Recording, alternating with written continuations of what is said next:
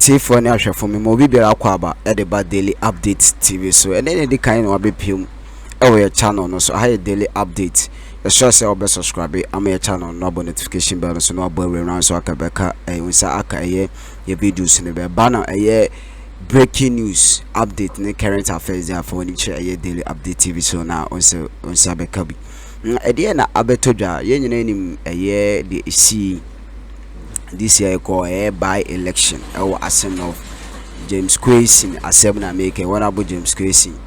Now it's been a while I had seen no assembly if we say we copy more court. It's been a while one sem aba system anymore. Now already be our former his lordship Chief Justice Williams Atuguba or the same be egu akwam na or attack judicial na or mention certain ways be a no shape or call almost scandalous and all sort of ways.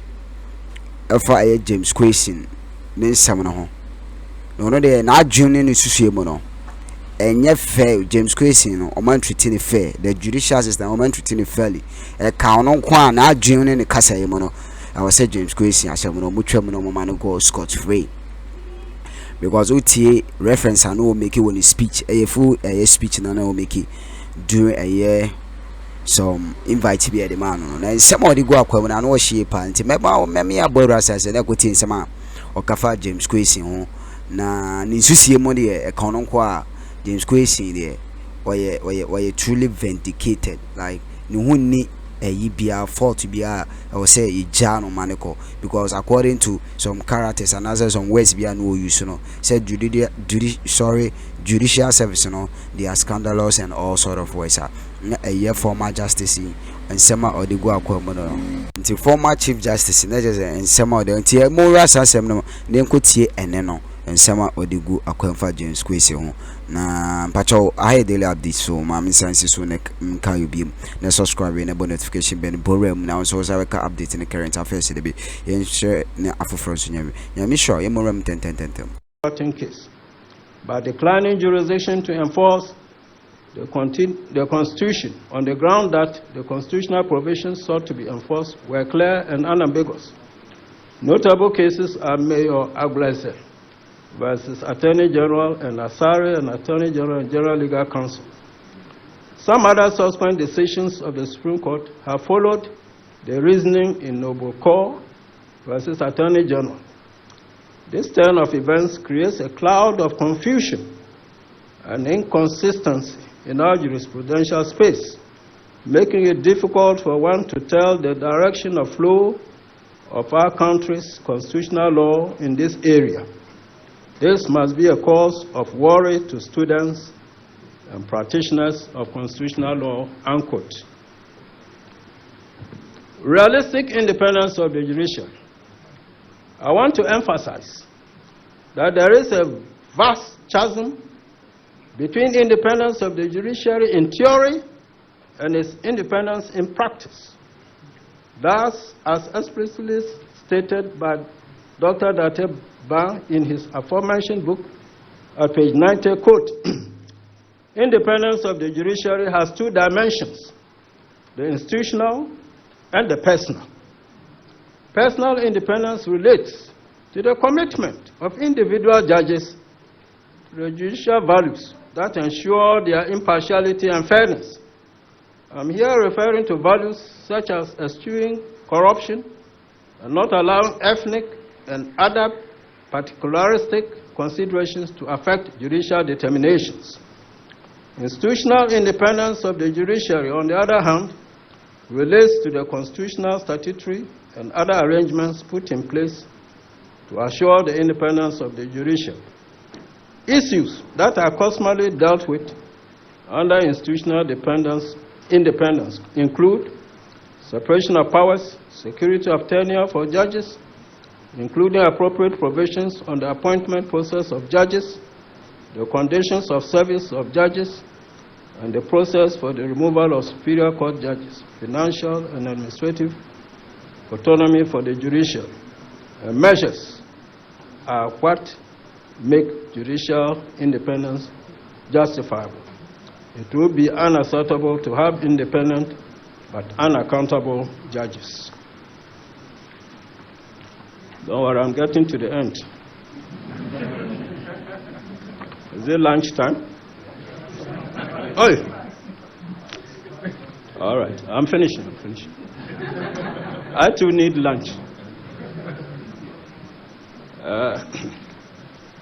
The James Chachi Quayson's decision by the Supreme Court is, with all due respect, scandalous, in that the court, in the teeth of the settled maxim, res judicata et non quietem movere, re-adjudicated the same matter that has been adjudicated upon by the High Court on the merits.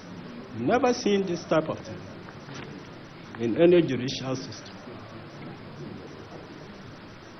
All that was left was its execution according to court processes.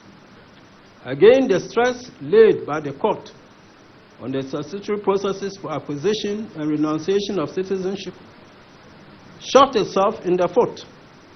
If the certificate of renunciation is so mandatory and conclusive, why was it not conclusive in its effect to qualify Jachi Quayson when he received it dated 26 November 2020, whereas the parliamentary election was held on 7 December 2020?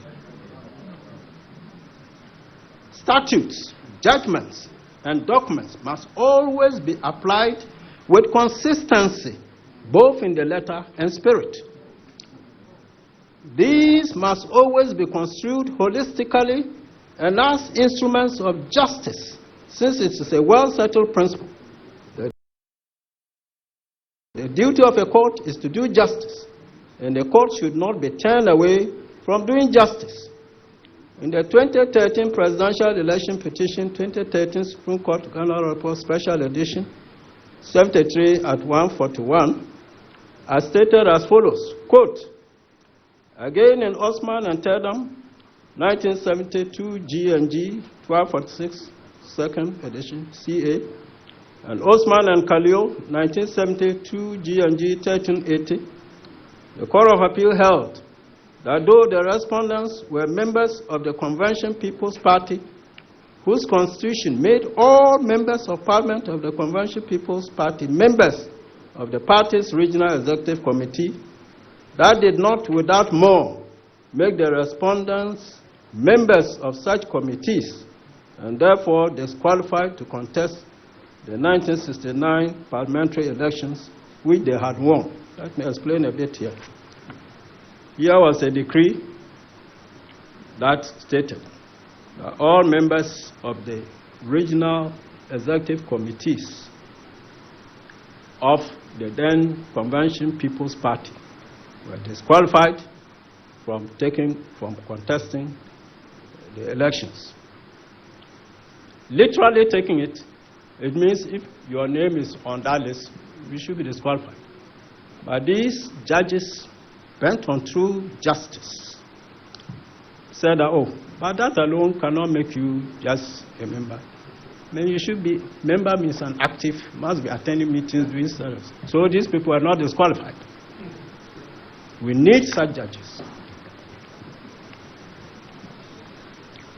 The decision in Osman and Khalil is even more striking. Though the respondent has secured exemption from disqualification from contesting the parliamentary elections, it was submitted that since his exemption had not been published in the Gazette, upon which publication it will have effect under paragraph 3.5 of NLC Decree 223/1968, the same was inoperative.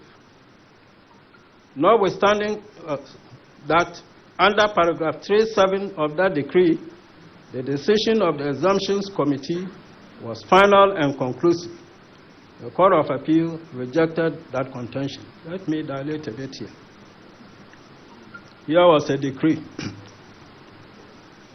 Before the 69 general elections, some people, some ministers of the Buzia administration were investigated for corruption.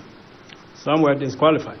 But there was an exemptions committee. You could go before it and demonstrate that you were unfairly disqualified. So these two people went there, and they had their assumption. But the law further went on to say that the Exemptions Committee, one was final, but paragraph 7 stated that it would have effect when published in the Gazette. So these people had their assumptions, but the Gazette publication wasn't there. And the opponents, politicians as usual, say, oh, they were not qualified. The strong court said that, oh, no, I mean, this Gazette notification is just a ministerial exercise. The Exemptions Committee's decision is final, and that's the substance of the matter. As for Gazette, are these people responsible for that? So they upheld their elections. That's what I mean by substantial justice.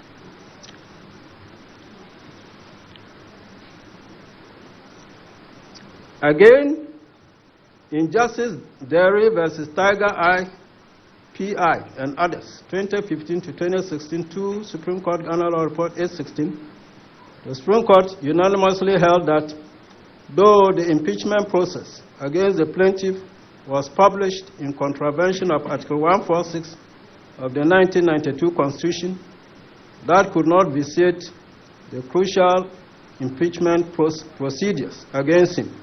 In other words, the substantial and more important provisions on the removal of a corrupt judge could not be diverted by the incidence of the unconstitutional publication of the impeachment petition. This is substantial justice, serving the society properly. Just use a small technicality and walk away when video evidence is there portraying you as corrupt. Maybe sometimes some people would have upheld that. And that's the trouble. Similarly, then the certificate of renunciation dated the 26th November 2020 was more important than the anterior participation in Jachi Quayson in the parliamentary campaigns between 5th and 9th October 2020 when he filed his parliamentary nomination papers with the Electoral Commission.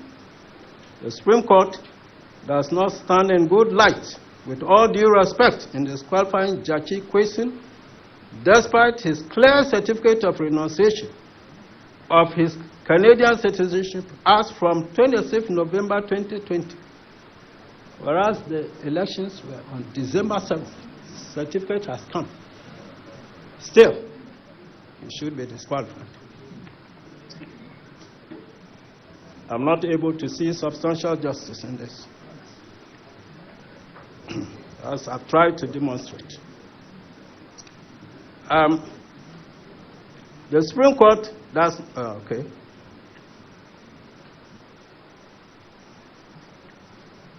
By analogy also, in Closac, it's a short form of a long title, versus Attorney General and 2 others, 2017 to 2018, 1 Supreme Court Annual Report 210, the Supreme Court unanimously held that a member of the civil service or local government service can join a political party but cannot actively participate in politics or hold office as a political party nominee or remain in the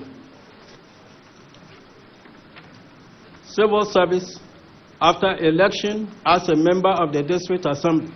In other words, the operative evil to guard against is membership of the district assembly, not the contest of this for the same. Similarly, therefore, the operative evil to guard against about a dual citizen is as regards Parliament. His actual membership of it, not just the campaigns. That is why the Jachi Quayson's case, his renunciation of Canadian citizenship certificate dated 26th 2020 is the operative consideration. In any case, it will be noticed that his certificate of citizenship is tied to an oath of allegiance. The two move together, the letter and the spirit. It is difficult to think that Jachi Quayson, who submitted his renunciation of citizenship papers to Canada in 2019, could still, in December 2020, be held as seriously owing allegiance as a matter of hard realism, as opposed to formalism to Canada. In the King David example as cited in Asari versus Attorney General 2012, 1 Supreme Court Ghana Law Report 460, is Israelite citizenship. You are modern, so you say Israeli. For us, we are like Israelite, as in the Bible. This your Israeli is not in the Bible. His Israelite citizenship became of real concern to the Philistines when going into actual war with Israel. Let me explain here. David had fled from King Saul, who was always after him to kill, for he knew that God had anointed him to take his place. And that's where principle comes in. His own first son, Jonathan, saw that, Father, is it David's fault? This man staked his life against Goliath. You couldn't even do it. It's God who has anointed him. And we all know how he protected David against his own father. This is integrity. And when King Saul kept on pursuing David, he ran into the Philistine territory. They knew him, but they were fine with him because he was peaceful and all that. However, when they were going into battle against Israel, and he said he would go with them and fight for them, there they said, the king's advisor said, this man, no. During battle, he will side with his people. That is what allegiance points to, is the crux of allegiance. When they were staying peacefully with him, was he not an Israelite? Yes. But when the real danger was coming, hey, my friend, you doubt your allegiance. That is how we should look at substance of the matter. Current image of the judiciary. Okay, I think I've exceeded my limitation. So what I'll do is, after this, I'll just summarize the rest which is to follow, so that you don't complain that I punished you unconstitutionally, violated your fundamental human rights to fair nourishment and enjoyment and entertainment. I won't do that. Current public image of the judiciary in Ghana. The current public image of the judiciary in Ghana is reflected on social media. And here I'm referring to an article by one Dr. Lawrence Appiah, who has lamented the present state of affairs at length. He makes concrete points. The only warrant, I think, is likely to be a politician. He's saying that this current trend has to be reversed by Mahama when he takes over. That's why I suspect he's a politician. His points are good. That doesn't mean that we should rubbish them, as happens in this country. Somebody makes important points, they are good for the country. But those who are steeped in rabid politics will just rubbish, he's an NDC. That's right. This type of life. Where we are today, that's what happens when people become hypocritical and become stooges to the establishment.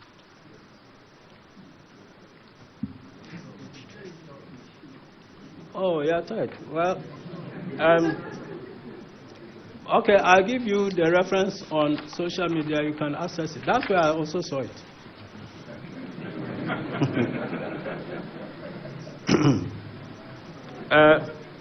Where did he publish this thing?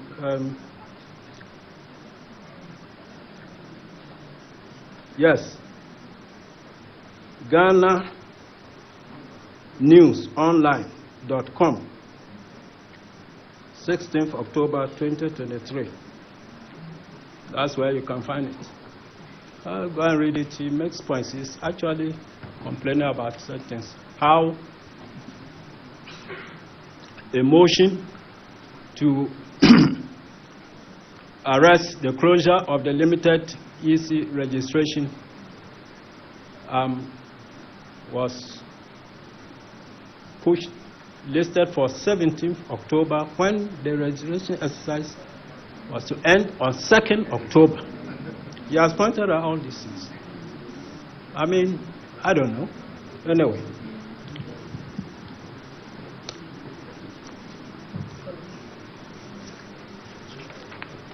He has also, you see also, as I said, want you to go and eat.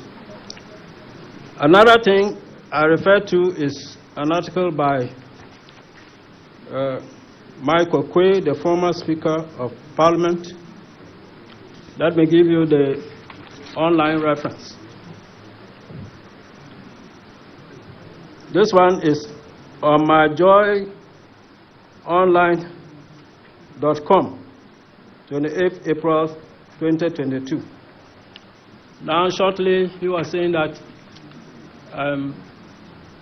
the executive can do whatever it wants when it wants to remove a judge. He was referring to Amosechi JS. And he's saying that the appointment procedure for the courts should be streamlined to avoid such things. Here, let's see.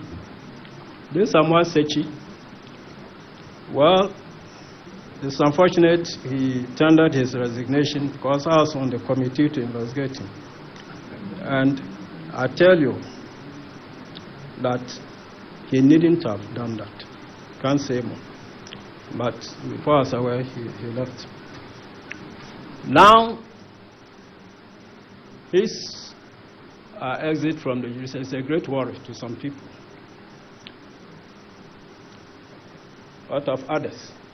See, wrongdoing cuts is like a double-edged sword. You think you are using it to cut your neighbor, you don't know when it can come back to cut you. That's why the best thing is to be fair, steadfast. On principle, everybody will be satisfied. The politicians, that's not their cup of tea.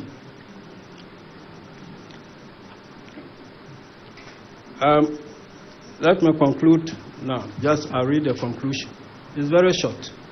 So, your lunch is getting very close. I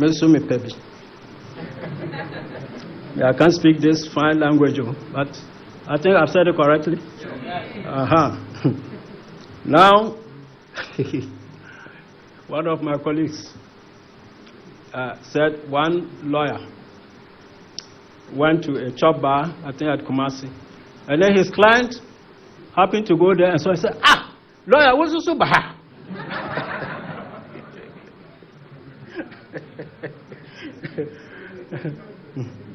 By me, I go to all kinds of places.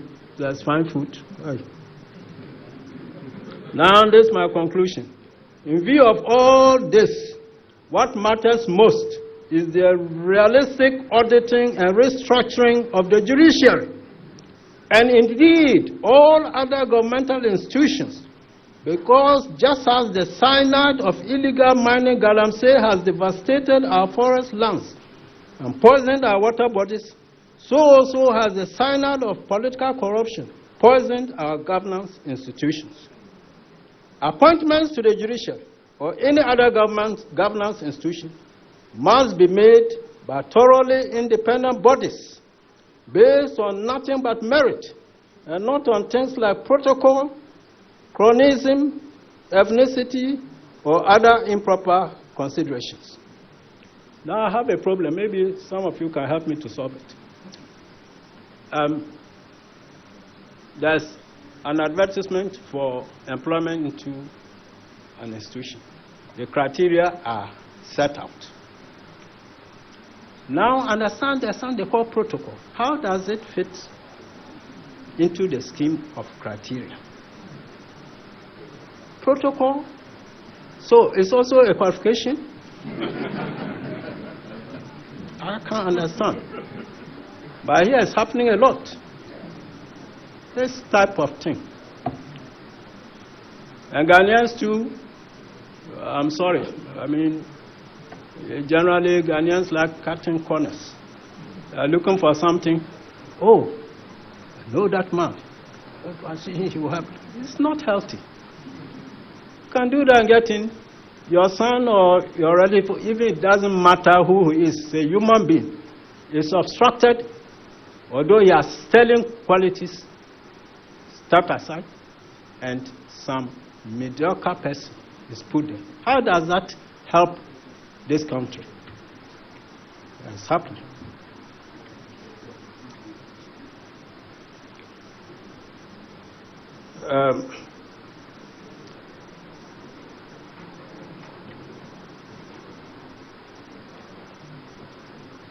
Service conditions must be reasonably attractive, and presidential and other political pressures. Security of tenure of office must be enshrined. The executive powers of the president and his functionaries must be drastically curtailed. There must be real separation of parliament from the executive branch. The emphasis should be on good and sincere governance in the interest of the people and not on hollow, over-exaggerated notions of electoral conferment of power on anybody or group of persons. Now, see the democratic process as it is being practiced. Is that the democracy the Constitution has ordained? Is that what we want? To me, it's just used as a smoke screen.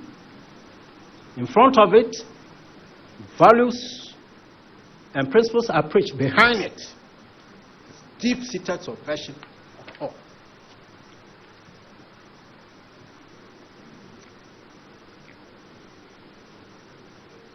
But no meaningful political reforms can be reasonably expected, even under a regime change, without sustaining the political renaissance which has started and is growing well in Ghana.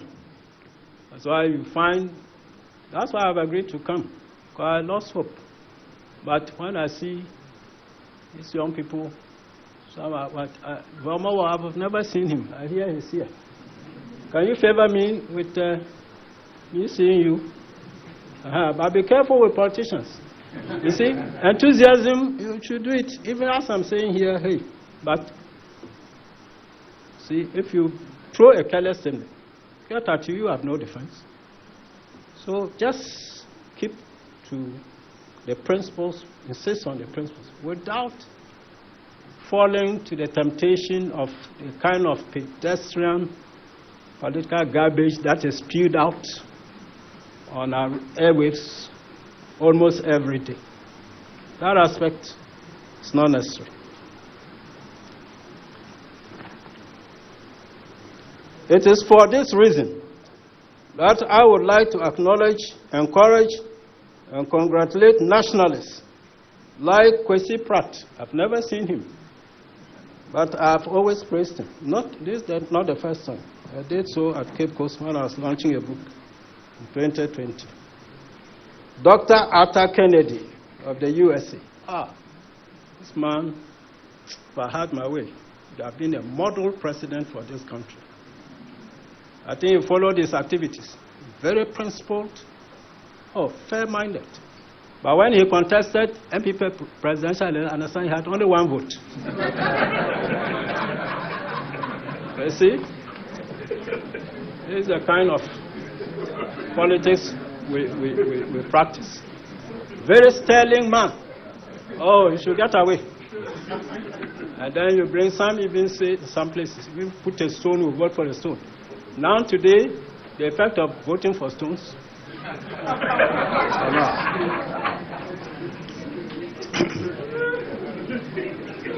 Dr. Kennedy of the USA, Dr. Jampo, I've never seen him, but I followed on social media. I understand he's in the political science department. Yeah. You see here? I don't think so. I'll find time and get to know him. He's a proper man. Very fearless and impartial. That's the important thing.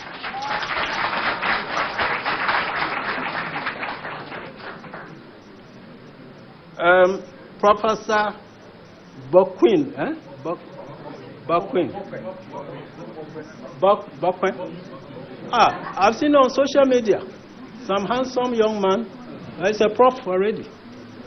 He's steadfast. Is in this university? Yes. Okay. Okay, I'll try to know him personally and encourage him. I'm so enthused by his nationalistic stance. Professor Ajmandia of the Center for Democratic Development. I've never seen him, but on social media. I like him. Recently, I hope I've got his name right, Dr. Asareba is a retired lecturer in the KNUSC Political Science Department. Amwako Ba, thank you. I was wondering whether I'll correct it. Yes, I said recently. You see, recently.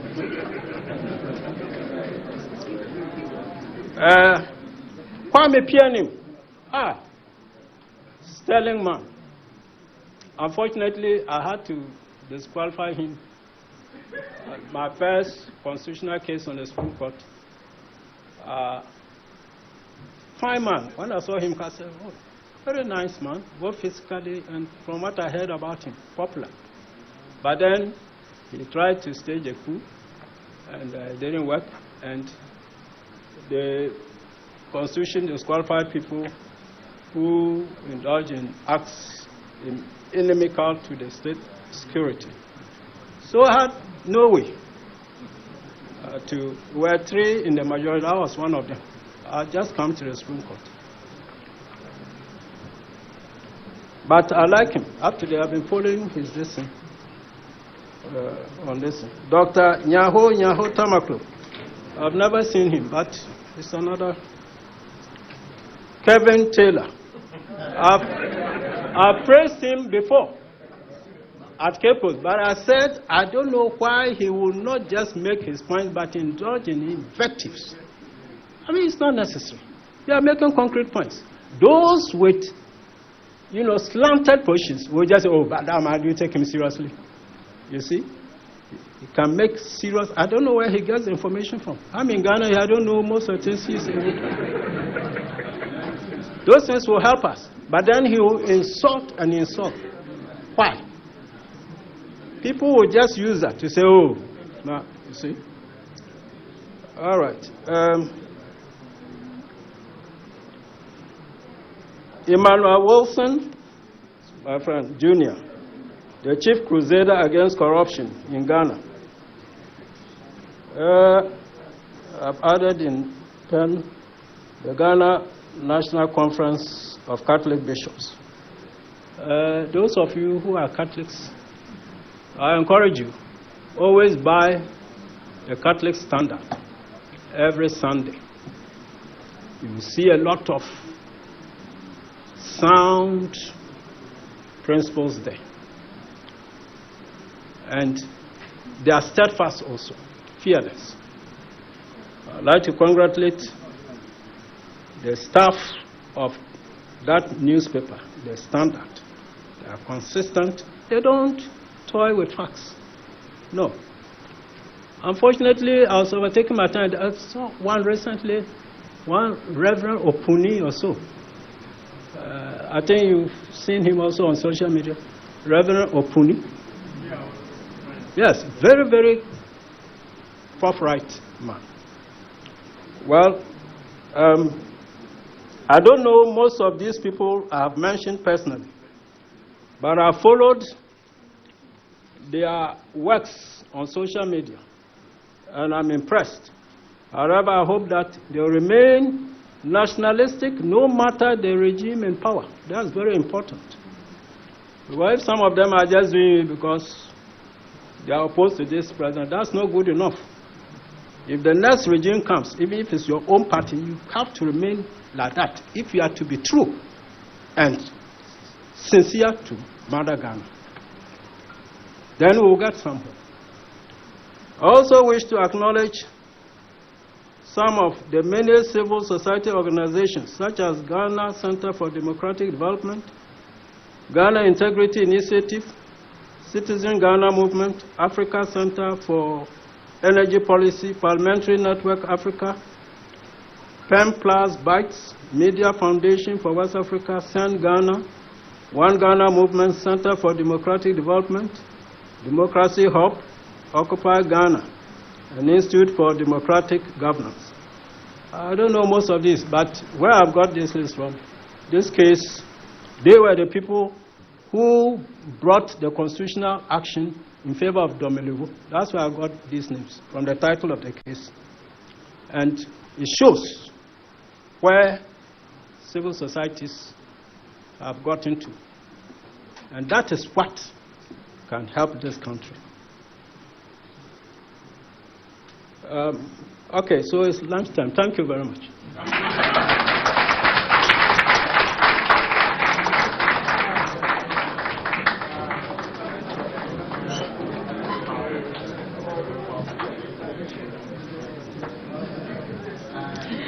Please give him a round of applause.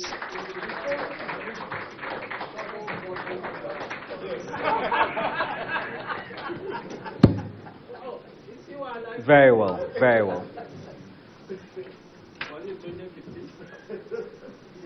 He was nominated to the Supreme Court and asked to submit 10 judgments. He did all. For 2.5 years, nothing happened. When there was regime change, that was all. This kind of thing. Please, that's why I say the Constitution will have to push for its amendment to correct these things. You empower a president to choose a chief justice for an institution that is meant to be independent. 4 of your nominees and your attorney are sitting on the Judicial Council. Nonsense.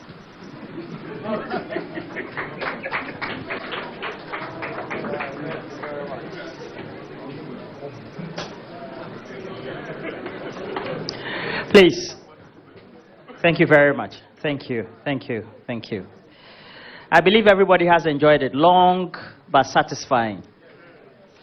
Great. Immediately he saw that we wanted to doze off a bit, then he'll put in the invectives and then the sarcasm and the humor. I particularly love sarcasm. It's good for the order of the day. You're saying it as if you're not saying it.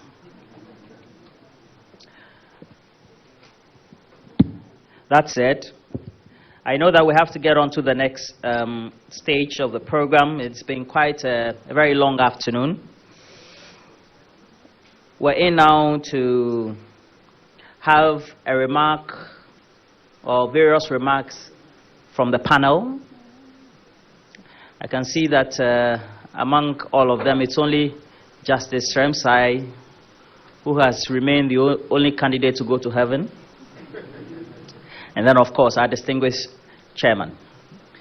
But let me just acknowledge a couple of dignitaries.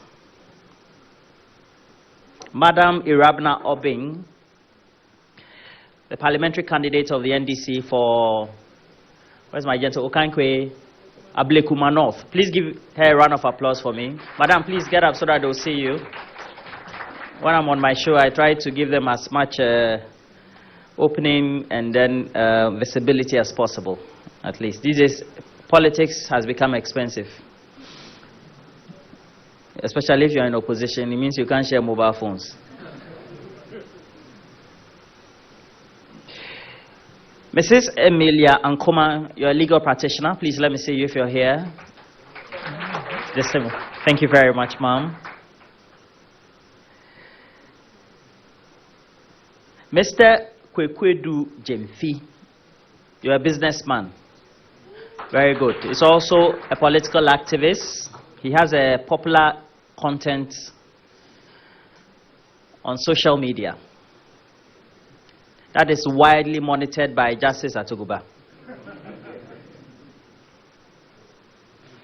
And then Emmanuel Anyidoho, the 2016 PNC vice presidential candidate. Jude. And then we have Jude Balma, the national youth organizer for the GCPP. I don't know how many of us still remember the full name, but it goes by the Great Consolidated People's Party. I'm right. Nick.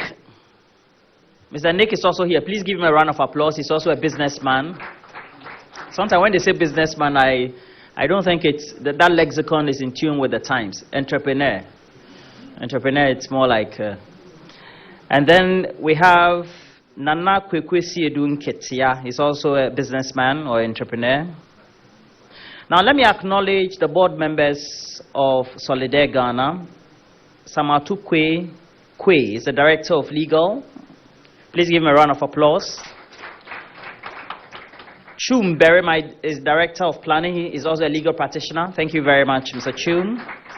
Henan Gunde Dao is director of logistics. Gundado, please. I need to pacify you. Director of logistics, content and partnership. TSOs will kill us all. Nana Kwabne J. Anomafo is director of finance. Thank you very much. And then, of course, executive director under whose auspices we're here alongside Dr. Seidu Alidu is Benjamin Isuman. As we do that, please, I now open the panel up, and I expect my distinguished chair to usher me around here. But Justice Remsai, can you just please come here for me so that the cameras can capture you? Yeah. Thank you very much, Mr. Chairman, Your Lordship. The august speaker for today. Thanks so much for the very detailed, thorough, and very exciting, lecture today. I was thinking this would be a more appropriate lecture for a law school gathering because my students, I wish they were here, and I would be happy if one day you honor my invitation to represent this particular lecture to my constitutional law student at GIMPA. Now, by coincidence, I'm working on a paper which ties in perfectly with a part of the submission concerning the Salah case. I'm trying to explore the political environment of that case. And a lot of bad things happened during the case. His Lordship told us about the speech by the President saying that no court can compel him to, as it were, re-employ people that he has dismissed unlawfully. But the case didn't end there. After the drama and everything, the law firm that represented Mr. Salah is called Lins and Quayson. Now, John Lins is a partner, an Australian. At the time, most of the lawyers in Ghana were UK trained, and they were from either other Commonwealth countries. So John Lins was one of the partners of the firm. After the case, the Busia government deported him. Under very serious circumstances, the only money in his pocket before he arrived in Australia was £20. Someone who owned a law firm. He was deported, and the issue was so serious that it was actually part of a debate, the UK Parliament debate in the 1970, I think July 23rd, Hansard, where Ghana came under scrutiny. So my work was exploring the political environment around that case, and that is how serious and how bad things were even under a government which immediately succeeded in Nkrumah after he was overthrown for human rights abuses. Again, in another case which is related to that regime, the Busia, NLC Busia regime, was the Salifa case, where one of the judges had the uncomfortable duty of actually commenting on a statement which the then Attorney General for the NLC made. In the Salifa case, a young boy, a teenager, was detained unlawfully, and his parents tried to, get a habeas corpus. Habeas corpus is a writ which allows you to release from unlawful custody a person who has been unlawfully detained. So, the first high court, released the boy on grounds that the detention was unlawful. They rearrested him immediately after he went out of the courtroom, and then put him before another judge for the same offense and the same thing.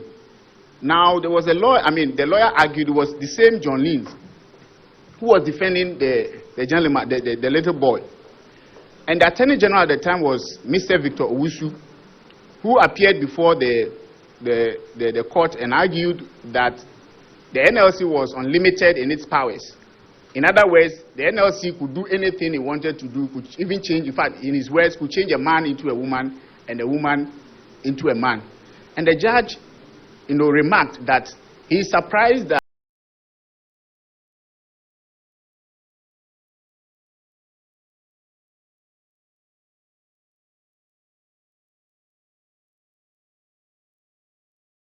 for ne ahwefo pa nyamisha obi akese na chese ene no ene twaguye no eye Williams Atuguba, former Chief Justice of the Supreme Court, DJ time, so DJ na appointed no the late John Jerry Rawlings on appointed a former Chief Justice for a Supreme Court. It's not just any twaguye no just say ninsama or kafa during Quayson or not just the system and I said the judicial system no.